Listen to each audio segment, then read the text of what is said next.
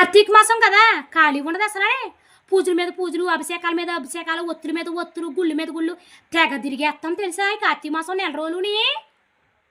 నీసు కూడా తినం మేము. పైనుంచి పంపిస్తారు పల్లకి శివయ్య, ఎక్కేసేసి ట్రుర్రుమని వెళ్ళిపోతాం స్వర్గానికి మేము. తల్లిదండ్రులకు ముద్ద పెట్టకంట తోడబుట్టినోడు ఆస్తి కొట్టేసి వాడికి తింటా కూడలేక బయటికి వాడిని గెంటేసి మనకెంత పని చేసే వాళ్ళకి కొడుకులు కొట్టి వాడి డబ్బు పోగొట్టుకుని ఈ డబ్బు పోగొట్టుకుని అమాయకమైన వాళ్ళ మీద ఉన్నవి లేనివి నిందలేసేసేసి ఆడిపిల్లం వాడితో పోయింది, ఈడి పిల్లతో వీడితో పోయింది, ఇంటిలో ఉన్న పిల్లాన్ని కొట్టుకుంటూ హింసలు పెట్టుకుంటూ చెయ్యవలసిన పాపాలన్నీ చేసేసి ఇప్పుడు కార్తీక మాసం నెల రోజులు ఒత్తులు వెలిగిచ్చేస్తామంటే ఫలిస్తాయంటారా అసలనే?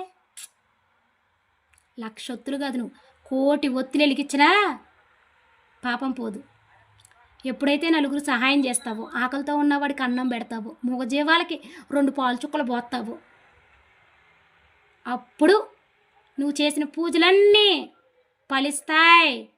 పైనుంచి పల్లకి కాదు విమానం పంపించినా నీకు తక్కువే. శివయ్య ఎప్పుడు నీ వెనకాలే ఉంటాడు. సహాయం చేసే గుణం నీ దగ్గర ఎప్పుడైతే ఉంటుందో, ఎప్పుడైతే 10 మందికి ఆహారం పెట్టగలుగుతావో అప్పుడు